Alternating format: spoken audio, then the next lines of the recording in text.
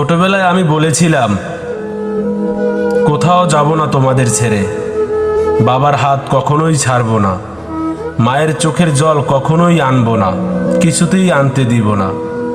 কিন্তু মানুষ প্রতিশ্রুতি খুবই দেয়, আর জীবনে তা ভেঙেও দেয় অদৃশ্য নিয়মে। একদিন তার ঘরে আসে এক নতুন মানুষ, ভালোবাসার নামে এক নতুন অধ্যায়। আর অদৃশ্যভাবে বদলে যেতে থাকে তার অগ্রাধিকার, বারবার বদলে যেতে থাকে ছেলেদের জীবন, তার পৃথিবী, তার পরিচয়। বাবার কাঁধ তখন হয়ে যায় দূরের স্মৃতি, মায়ের ডাক হয়ে যায় ধীরে ধীরে খুবই বিষাক্ত।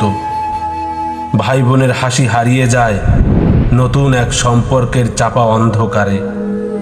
সে কি ভুলে যায়, না তাকে ভুলিয়ে দেওয়া হয়? সেই ছেলে কিছুই বলতে পারে না। মনে পড়ে যায় প্রতিটি চেষ্টা, জ্বলে ওঠা হাজারো অদৃশ্য বিষের আগুন।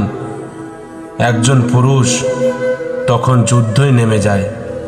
এক পাশে থাকে তার রক্তের সম্পর্ক, অন্য পাশে থাকে তার স্ত্রী, আর মাঝখানে দাঁড়িয়ে থাকে তার নীরব আর্তত্যাগ। সে ছেড়ে যেতে চায় না, কারণ সে খারাপ নয়, বরং সমাজ, সম্পর্ক আর অভিযোগের ভয়ে নিজের ভিতরে মানুষটাকে কবর দিয়ে দেয়। তবুও শেষ পর্যন্ত শুনতে হয় স্ত্রীর কাছে, তুমি কিছুই করনি আমার জন্য। কিন্তু সত্যটা হলো, কোনো পুরুষই চায় না তার নিজের শিকড় ছিঁড়ে ফেলতে।